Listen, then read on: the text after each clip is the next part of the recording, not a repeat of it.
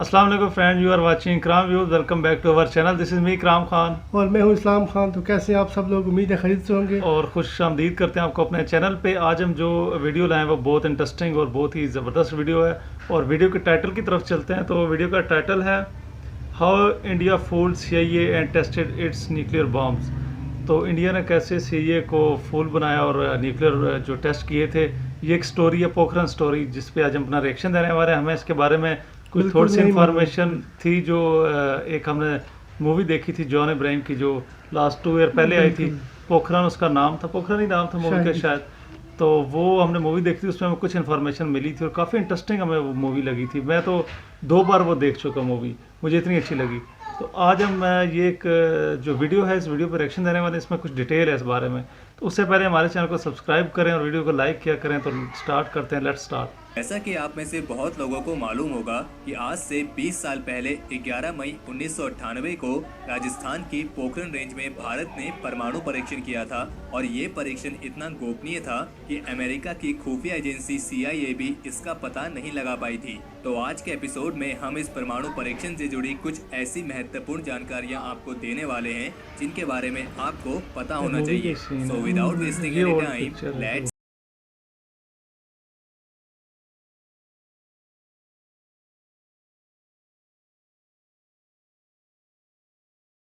जो। चलो। 11 मई 1998 ये वो तारीख है जिस दिन भारत ने दुनिया के बड़े बड़े देशों को चौंका दिया था, क्योंकि 11 से 13 मई तक राजस्थान की पोखरन रेंज में एक नहीं बल्कि 5 परमाणु परीक्षण किए गए थे। और ये परीक्षण प्रधानमंत्री के वैज्ञानिक सलाहकार और DRDO के प्रमुख डॉक्टर APJ अब्दुल कलाम के नेतृत्व में किए गए थे, जो बाद में जाकर देश के राष्ट्रपति भी बने। ये भारत का दूसरा परमाणु परीक्षण था और भारत का पहला परमाणु परीक्षण मई 1974 में किया गया था, जिसका काफी नाम पहले किया रखा गया था था। Operation smiling Buddha. Smiling Buddha.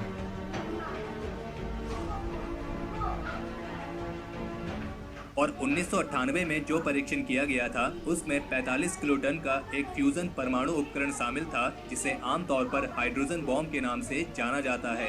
और इसलिए कह सकते हैं कि 11 मई 1998 को हुआ परीक्षण एक हाइड्रोजन बॉम्ब का परीक्षण था। भारत का पहला परमाणु परीक्षण 1974 में पूर्व प्रधानमंत्री इंदिरा गांधी की सरकार के नेतृत्व में किया गया था, और जबकि 1998 में किया गया परमाणु परीक्षण पूर्व प्रधानमंत्री अटल बिहारी वाजपेयी की सरकार के नेतृत्व में किया गया था। 1998 के इस परमाणु परीक्षण के बाद कई देश भड़क गए थे, और इसके बाद जापान और अमेरिका सहित कई प्रमुख देशों ने भारत के खिलाफ विभिन्न चीजों पर प्रतिबंध लगा दिया था। और इस परीक्षण के बाद जिस समय दुनिया के दूसरे देश इसकी तीखी प्रतिक्रिया कर रहे थे, उस समय भी एक देश ऐसा था जिसने भारत के इस परीक्षण का समर्थन किया था, और उस देश का नाम है इजराइल। क्योंकि उस समय एकमात्र इजरायली ऐसा देश था जो भारत के इस परीक्षण में साथ था। दरअसल जब भारत इन परीक्षणों को करने की तैयारी में था, तब अमेरिका की खुफिया एजेंसी CIA भारत पर नजर रखे हुई थी, और उसने पोखरन पर निगरानी रखने के लिए 4 सैटेलाइट्स लगाई थी। हालांकि फिर भी भारत ने CIA और उसकी सैटेलाइट्स को चकमा देते हुए ये परमाणु परीक्षण कर दिया। इस परीक्षण की गोपनीयता को बनाए रखने के लिए इससे जुड़े वैज्ञानिक एक दूसरे से भी कोड लैंग्वेज में बात करते थे, और उन सभी को एक कोड नेम दिया गया था, और वे एक दूसरे को इन्हीं कोड नेम से बुलाते थे। और दुनिया भर की खुफिया एजेंसियों का ध्यान इस परीक्षण से हटाने के लिए पोखरन में परमाणु परीक्षण किए जाने से पहले कई सारी मिसाइलें, रॉकेट्स और बॉम्ब्स का इस्तेमाल किया गया था। और उस दिन सभी को आर्मी की यूनिफॉर्म में परीक्षण स्थल पर ले जाया गया था, ताकि खुफिया एजेंसियों को लगे कि आर्मी के जवान ड्यूटी दे रहे हैं। और यहाँ तक कि इस टीम में मौजूद भारत के missile man doctor APJ Abdul Kalam भी आर्मी की यूनिफॉर्म में मौजूद थे, और बताया जाता है कि डॉक्टर कलाम को कर्नल पृथ्वीराज का नाम दिया गया था। इन परीक्षणों के लिए सुबह के 3 बजे इन परमाणु बॉम्ब्स को आर्मी के 4 ट्रकों के जरिए ट्रांसफर किया गया था, और इससे पहले इसे मुंबई से इंडियन एयरफोर्स के एयरक्राफ्ट से जैसलमेर बेस पर लाया गया था। इस परीक्षण के लिए पोखरन को चुनने का एक मुख्य कारण ये था कि यहाँ पर कोई भी इंसानी बस्ती नहीं थी, और जो थी वो बहुत दूर थी। वैज्ञानिकों ने इस मिशन को पूरा करने के लिए रेगिस्तान में बड़े बड़े कुएं खोदे थे, और इनमें इन परमाणु बमों को रखा गया था। और फिर इन परीक्षणों को पूरा किए जाने के बाद तत्कालीन प्रधानमंत्री अटल बिहारी वाजपेयी ने ऐलान किया था कि आज 15:45 पे भारत ने पोखरन रेंज में अंडरग्राउंड न्यूक्लियर टेस्ट किया है, और वो खुद धमाके वाली जगह पर भी गए थे। Today at 15:45 hours, India conducted 3 underground nuclear tests in the Pokhran range.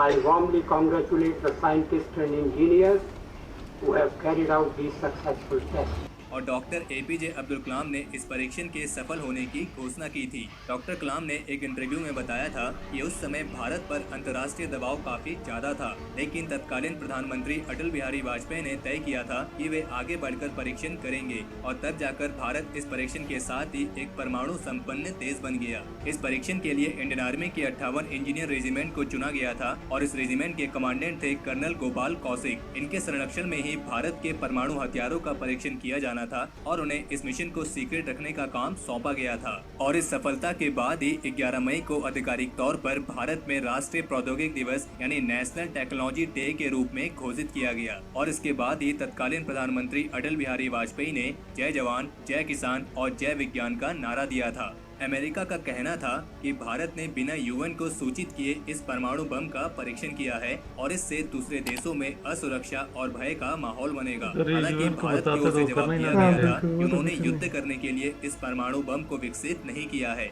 और कोई भी इसके बाद भारत पर उंगली नहीं उठा पाया, क्योंकि सब भारत के इतिहास से वाकिफ थे कि भारत ने कभी भी किसी भी दूसरे देश पर पहले जंग की पहल नहीं की है। और इसमें कोई दो राय नहीं है कि कड़ी मेहनत के कारण ही आज भारत का नाम परमाणु शक्ति वाले देशों में आया है। और इन सब के बावजूद भी भारत कभी भी इस परमाणु बम को किसी दूसरे देश को धमकाने के लिए इस्तेमाल नहीं करता है और ये महज देश की सुरक्षा के लिए है, जिसे शायद ही कभी इस्तेमाल किया जाए। और परमाणु बम बनाकर भारत ने बस इतना साबित किया है कि वो दुनिया में किसी से भी कम नहीं है। तो हमारे आज के इस एपिसोड के लिए इतना ही।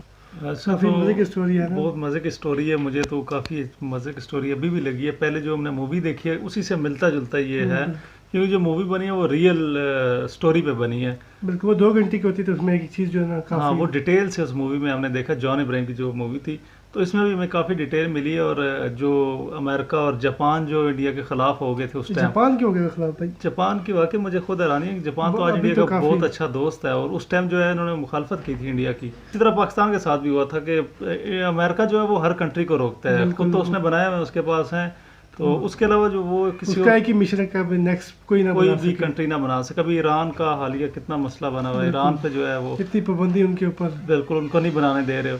अच्छी बात है कि ये नहीं बनाने दें, क्योंकि न्यूक्लियर जो होता है वो किसी अगर गैर जिम्मेदार के पास लग जाए तो बहुत बड़ा मसला होता है।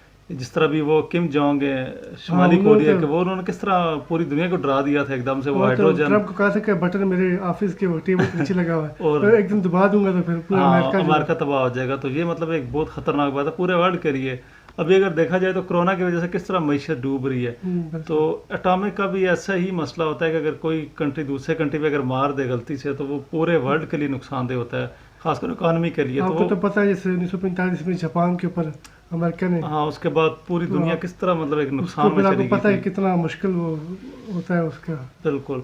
इंडियन आर्मी ने जो है वो बहुत प्रोफेशनल तरीके से जो है ये ऑपरेशन जो न्यूक्लियर टेस्ट का था, बहुत ही प्रोफेशनल तरीके से ये इन्होंने किया है, क्योंकि कोड वर्ड का इसमें इस्तेमाल किया कोड वर्ड का बहुत इस्तेमाल हुआ जिसमें वैसे। CIA काफी कंफ्यूज हो गई होगी ना। हाँ पता ही बिल्कुल, नहीं चला उनको। पता ही नहीं लग रहा, क्योंकि वो अक्सर जो होता है ना वो ये होता है फौज को कोई अंदर से कोई खबर लीक ना हो जाए, क्योंकि उन्होंने ऑपरेशन को सक्सेसफुल करना होता है हर सूरत। तो कोई भी मतलब किसी पे एतबार नहीं कर सकते और बिल्कुल कोड वर्ड से एक टीम बना के वो ये काम करते हैं। तो उसमें जो डॉक्टर अब्दुल कलाम थे वो कर्नल के रोल में थे, उन्होंने काफी जो है कर्नल इंडियन पृथ्वी के नाम से। इंडियन तरक्की की जो है ना, उन्होंने काफी बिल्कुल बहुत प्रोफेशनल लेवल पे जाकर उन्होंने ये जो है टेस्ट किया और CIA जो है वो उनको नहीं वो कर सकी और उनको उन्होंने जो है शिकस्त दे दी एक किस्म की। तो अगर देखा जाए इंडिया की स्टोरी तो बहुत ज़बरदस्त है वैसे, बिल्कुल, ये कितने काफी जो है ना मुश्किल से उनको- और जो है उन्होंने उनको बेवकूफ बनाया CIA वाले को किस एजेंसी तरह को फूल बनाया और उन्होंने मतलब वो किया। इसका उस- मतलब काफी मुश्किल था ये। बहुत मुश्किल था। मुझे थोड़ा अंदाज़ा इस वजह से है क्योंकि जो मूवी मैंने 2 बार देखी ना, मुझे सही तरह समझ आ गई है और उसमें भी दिखाया गया कि किस तरह वो मतलब पाकिस्तान और इंडिया के जो बॉर्डर हैं उस पर इन्होंने एक वैसे जंग का माहौल पैदा करके, ताकि वो जो अमेरिका की एक ऊपर से वो सैटेलाइट से जो देख रहे थे वो उनकी उनका ध्यान जो है उस बॉर्डर तरफ पे चला जाए, बॉर्डर की तरफ, और ये जो है पोखरन साइड जो है ये थोड़ी सी सेफ हो जाए। तो इस तरह करके इन्होंने जो है मुश्किल से वो जो थे धमाके किए। उसके बाद जो है कंट्री सेफ हो जाती है एक किस्म की, जिसके पास एटम बम आ गया वो कंट्री तो सेफ समझ लें, बिल्कुल उसको तो जीतना कोई नामुमकिन कंट्री है। जो है उस पर हमला करता नहीं है। और मतलब बहुत सारे मामला फिर बैठ के हाल होते हैं बजाय जंग के। तो एक अच्छी बात है इंडिया की, तो बहुत प्राउड वाली बात है कि इंडिया भी एक पूरे वर्ल्ड में जो है वो एक एटॉमिक कंट्री है और जब भी कोई भी कंट्री उस पर हमला नहीं करेगा या उसके साथ लड़ने की कोशिश नहीं करेगा। तो ये स्टोरी देखिए हमें काफ़ी अच्छा लगा और काफ़ी इंटरेस्टिंग स्टोरी है जी। इसके अलावा हम पे इसके नेक्स्ट बार जो पाकिस्तान ने जो एटमी धमाके की थी उसके ऊपर भी हम उस वीडियो पर भी, बनाएंगे हाँ, कि कोशिश उन्होंने करेंगे। किस तरह सीए को बेवकूफ़ बनाया, क्योंकि हम लोग हाँ, काफ़ी क्योंकि CIA जो है वो दबाव के शिकार थे, पूरे तो वर्ल्ड अमेरिका ने में काफ़ी जो है ना हमारे किसी पाबंदियों का वो कहा था। बिल्कुल CIA वैसे जो है वो किसी वर्ल्ड को जो है न्यूक्लियर वेपन बनाने नहीं देती, तो CIA को फिर बेवकूफ़ ही बनाना होता है जब न्यूक्लियर आपने टेस्ट करने होते। तो इंडिया ने तो बहुत ज़बरदस्त तरीके से उसको फूल बनाया, हालांकि CIA जो है वो वर्ल्ड की नंबर 1 एजेंसी है, सब जानते हैं उनको। तो मिलते हैं फिर नेक्स्ट किसी वीडियो के साथ, तब तक हमारे चैनल को सब्सक्राइब करें, वीडियो को लाइक करें। खुदा हाफिज़। खुदा हाफिज़।